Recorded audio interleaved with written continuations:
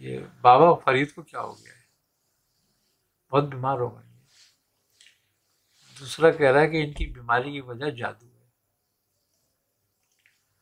اور آپ پہ جادو کیا ہے اور آپ کا پتلا بنا کر، تو کہہ رہے ہیں جادو کرنے والا ہے جادوگر شہاب الدین کا بیٹا۔ تو انہوں نے کہا وہ شہاب الدین کا جو بیٹا ہے اس نے وہ پتلا کہاں دبایا ہے؟ اس نے کہا شہاب الدین کی قبر کے ساتھ دبایا ہے۔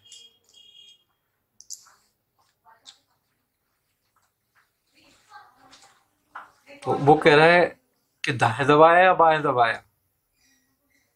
وہ کہہ رہا ہے کہ بائیں دبایا۔ وہ بس یہ اس نے بات کری اور نے کہا کہ جب تک وہ نہیں نکلے گا یہ ٹھیک نہیں ہو سکتا۔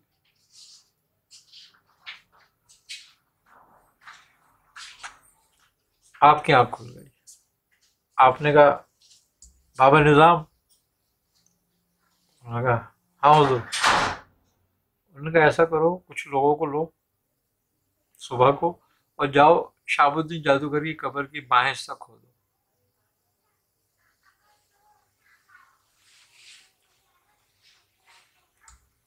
اب یہ لوگ جو تھے چلے گئے کھودنے کے لیے،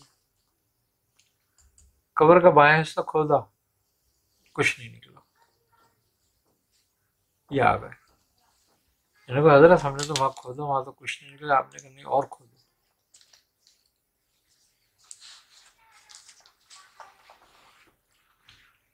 تقریباً انہوں نے 3 گز کھودا، 9 فٹ، تو ایک پتلا برآمد ہوا، اس میں سوئیاں لگی ہوئی ہیں۔ وہ نکالا، بابا فرید کے پاس لے کر آئے کہ بابا یہ دیکھو۔ آپ نے دیکھا، آپ نے کہا اس کی سوئیاں نکالو اور سورہ فلق ناس پڑھتے جاؤ، سوئیاں نکالتے جاؤ اور سورہ مزمل شریف پڑھو۔ وہ ایک شخص وہاں کھڑے ہو کے سورہ مزمل پڑھنے لگے، ایک سورہ فلق ناس پڑھ کے سوئیاں نکالنے لگے۔ جب ساری سوئیاں نکل گئی اس پتلے سے تو آپ نے فرمایا کہ اس پتلے کو جا کے پانی میں ڈال دو۔ تو بہتے ہوئے پانی میں ڈال دیا، آپ اٹھ کے بیٹھ گئے۔ پھر آپ کو صحت ہو گئی اس سے۔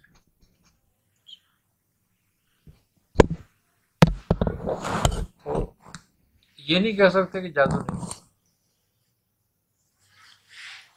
حضرت محبوب الہی کے اوپر کر دیا، آپ سیدھے نہیں ہو سکتے، ایسے جھکے چلتے، بڑا علاج کراتا بھی انہوں نے، سب کچھ کیا، لیکن آپ کو شفا نہیں ہوتی تھی۔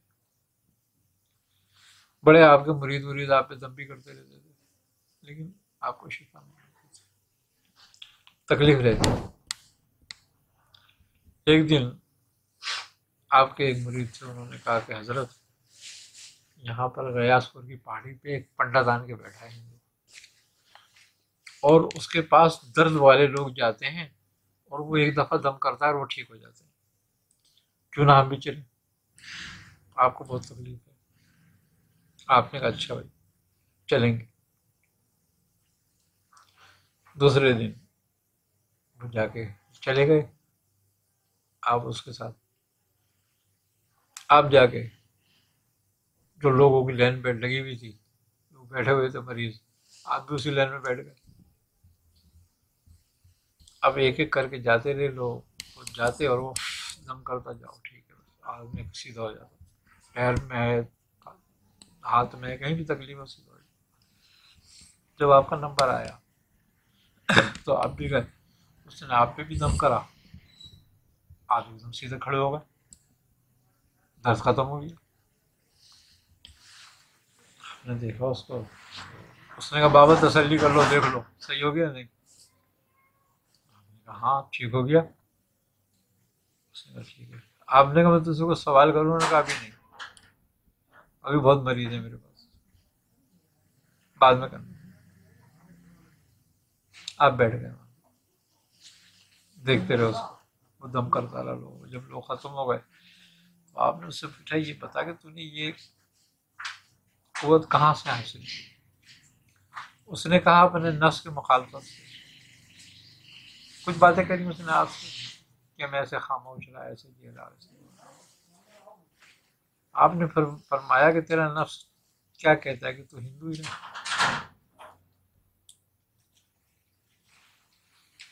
اس نے کیا مطلب؟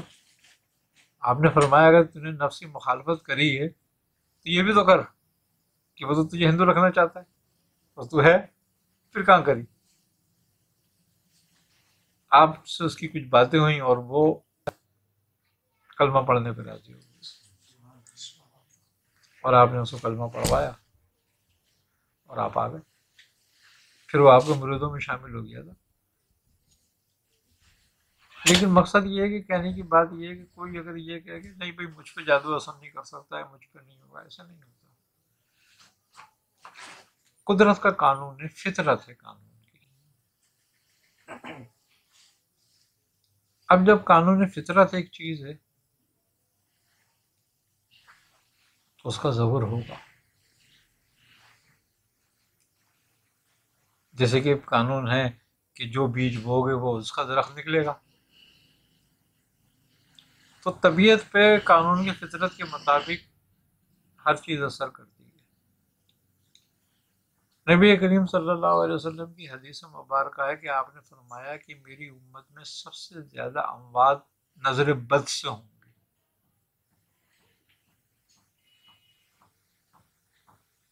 اچھا، نظر بد بھی جادو کی ایک قسم میں اگر دیکھا جائے تو.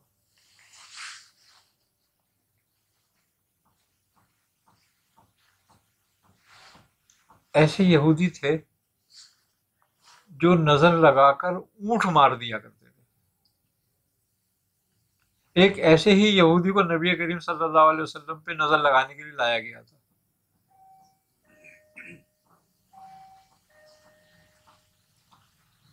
تو وہ جب آیت اتری تھی وَيَقَادُ الَّذِينَ كَفَرُوا لَيُزْلِقُونَ بِأَبْصَارِهِمْ سورہ قلم کی آخری آیت ہے. تو حضرت جبرائیل آ گئے تھے. آپ نے فرمایا کہ یا رسول اللہ ان آیتوں کو پڑھیں. جب آپ نے ان آیتوں کو پڑھا تو اس نظر لگانے والے کی آنکھیں نکل گئیں.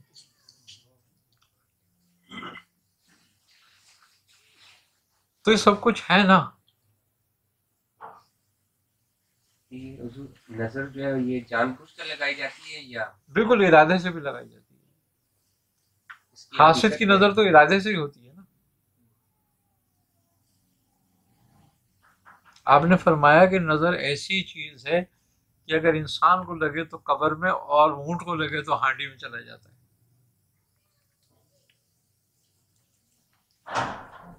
تو مقصد یہ ہے کہ اثرات جو کچھ طبیعت پر ان چیزوں کے ہوتے ہیں وہ بالکل مسلم ہیں اپنی جگہ پر، ان سے انکار نہیں کیا جا سکتا. اب قرآن بھی کہہ رہا ہے نا جادو کے لیے. تو حضرت موسیٰ کا کتنے بڑے واقعات ہیں جادو کے.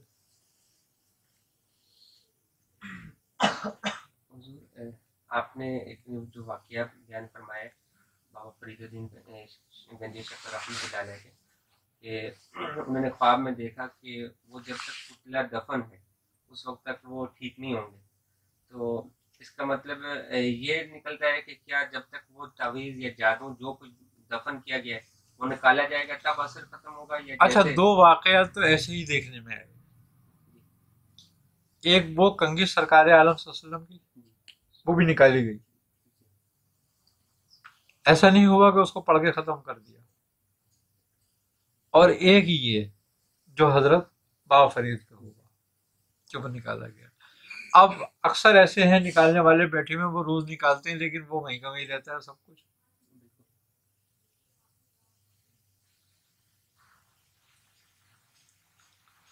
تو وہ کیا ہے، وہ دھوکہ ہے.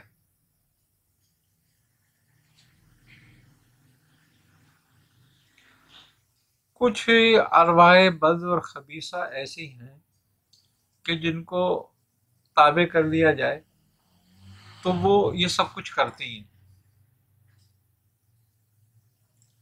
اچھا، لیکن وہ پتہ نہیں کہاں کہاں کا دبا ہوا، کس کس کا کہاں کہاں گڑا ہوا کسی پہ بھی لا کے ڈال دیتی ہیں، کیونکہ انہوں نے صرف عامل کا حکم ماننا ہے. اب جو نکالنے والے عامل کے پاس چلے جاؤ، تم 100 آدمی چلے جاؤ 100 کا نکال دے گا. کسی کو یہ نہیں کہے گا تیرا نہیں.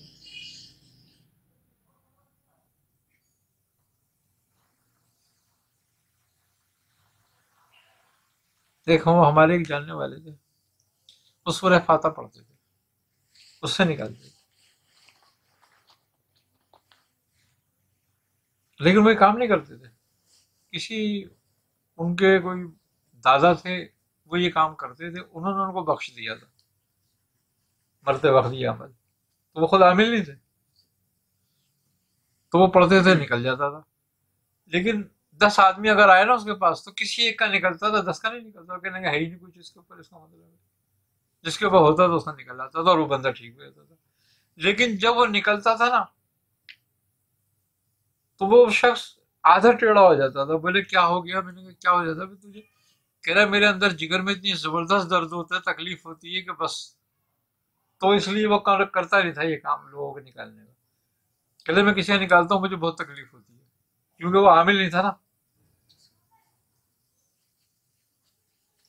اسی طرح ایک ملتان میں تھا، رشید نام تھا اس کا، وہ ریلوے کالونی میں رہتا تھا. وہ نکالتا تھا لوگوں کے، لیکن حالت وہی رہتی تھی، نکالتا سب کے تھا، سب پہ نکال دیتا تھا. جتنے بھی آتے تھے سب کے نکالتا تھا وہ جادو، لیکن اس کی اپنی حالت وہی رہتی تھی.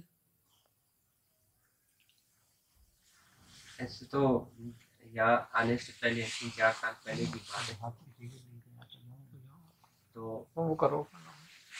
ہم نے بہت سی جگہ پر یہ معاملات کروائے. ایک جگہ یہاں گارڈن میں اس نے 5,000 لیا تھا، وہ انڈے میں سے نکال رہا تھا، بہت ساری چیزیں نکالے، سوئی، بہت ساری کپڑے وغیرہ، لیکن اس کے باوجود ویسے ہاں کے نہیں، ویسے. میں وہی کر رہا ہوں، ویسی کا ویسی رہتا ہے معاملہ، کیونکہ وہ اصل میں وہ معاملات دوسرے ہیں. یہ بھی دھوکے ہیں قسم کے، اس میں بھی بہت سارے فراڈ ہیں، سب کا نہیں ہوتا مسئلہ یہ حل.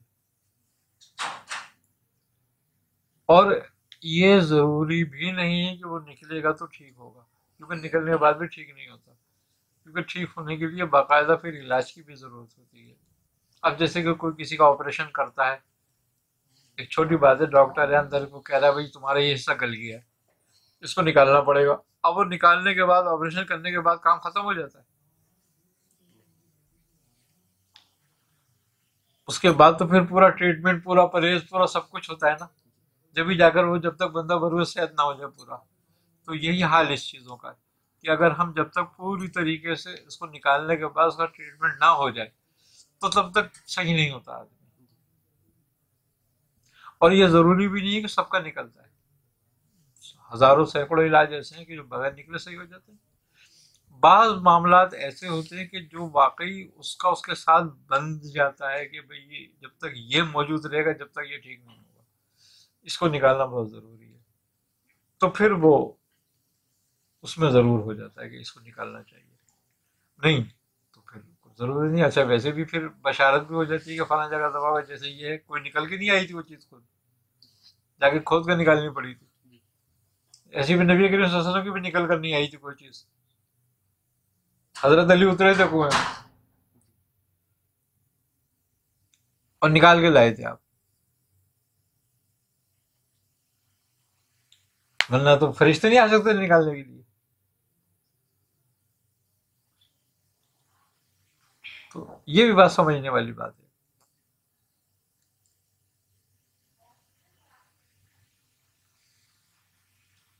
سوال یہ ہے کہ جو کہا جاتا ہے کہ قرآن کا ایک علم ظاہری ہے باقی 9 باطنی ہے، تو یہ باطنی پھر کون کون سے؟ ظاہری یہ ترجمہ تفسیری آ گئی ہے. دیکھو حضرت علی کرم اللہ وجہ کا فرمان ہے کہ قرآن کا ایک ظاہر ہے اور 9 باطن ہے. 9 باطن سے مراد یہ نہیں ہے سب کچھ، وہ اسرار الہی ہے. یہ جو علم ہے یہ ہے تو باطن سے ہی تعلق رکھنے والا، لیکن اس کے 4 حصے ہیں الگ الگ. ایک علم ہے علم کیمیا. اچھا کیمیا سے ہم مراد سمجھتے ہیں سونا بنانے والا، لیکن ایسا نہیں، اس کا تعلق علم الابدان سے ہے، یعنی کہ جڑی بوٹیاں کا مزاج اور مریض کا مزاج سمجھنے والا کیمیا دان ہوتا ہے، جو ایک دوسرے کی مدد سے ایک دوسرے کو مزاج کو تبدیل کر دیتا ہے. مثال کے طور پر اب تانبے کو اگر سونا بنانا چاہتا ہے تو اس تانبے کا مزاج تبدیل کرتا ہے نا، سونے میں ڈال دیتا ہے. تو اسی طریقے جب انسان کے اخلاق تبدیل ہوتے ہیں، بگڑتے ہیں، تو بیماریوں کا شکار ہو جاتا ہے. تو وہ اس اخلاق کی تبدیلی کو سمجھ کر اور پھر جڑی بوٹی کے مزاج کو سمجھ کر اس کا علاج اس کے ذریعے کرتا ہے، پھر اس کے مزاج کو واپس اس کی اصل حالت میں بحال کر لیتا ہے. تو یہ علم کیمیا ہو گیا، کیمیاوی تبدیلی پیدا کرنا. آئے نا سمجھ میں بات؟ تو وہ ہوتا ہے علم کیمیا. پھر علم ریمیا. علم ریمیا ہے ارواح سے کام لینا، منتر سے، جادو سے، یعنی کہ ٹونے سے، ان چیزوں سے کام لینے کو علم ریمیا کہتے ہیں، ارواح بد سے. پھر علم سیمیا،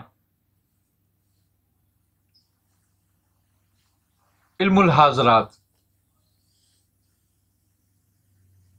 جس میں تمام قسم کے کشف آتے ہیں.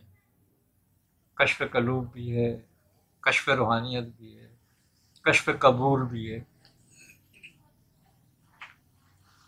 آئے نا سمجھ میں بات؟ پھر علم ہیمیا، یعنی اپنی قوت کو بحال کرنا، جو قدرت نے تمہیں اوریجنل طاقت دی ہے، اپنی روحانیت کو بحال کرنا اور بیدار کرنا، یہ اس میں آتا ہے. اگر تم اپنی قوت کو بحال کر لو اور اس کو بیدار کر لو تو تم زمین کے میں بیٹھ کے عرش پہ موجود ہو.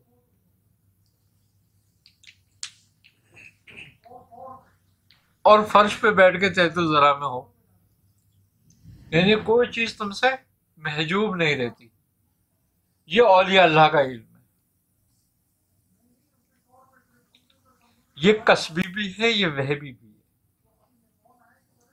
یعنی کہ اللہ جس کو عطا کر دے، جو انبیاء علیہ السلام ہے،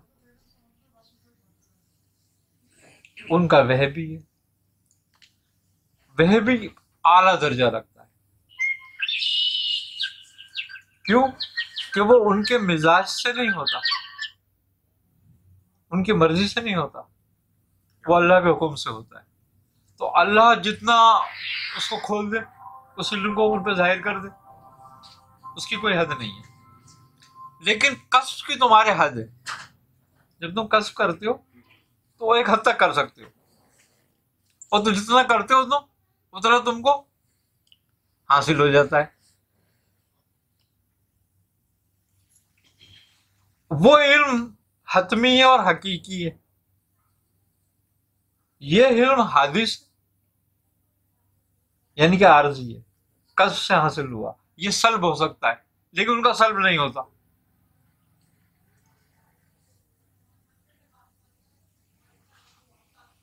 ہمارے مقابلے میں ان کا علم قدیم ہے، اولیاء اللہ کے مقابلے میں انبیاء علیہ السلام کا علم قدیم ہے.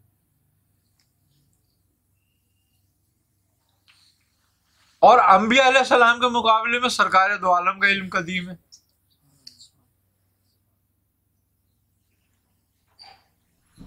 اور سرکار دو عالم صلی اللہ علیہ وسلم کا علم حادث ہو جاتا ہے رب العزت کے علم کے سامنے. تو اس طرح ترتیب وار ہے یہ.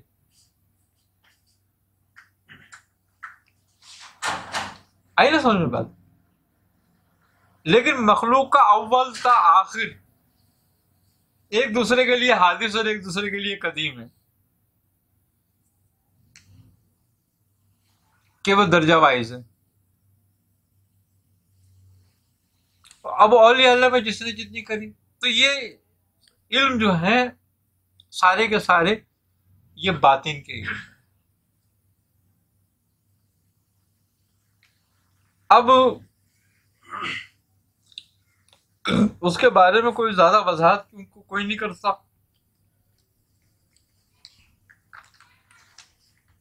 کیوں نہیں کر سکتا؟ اس لیے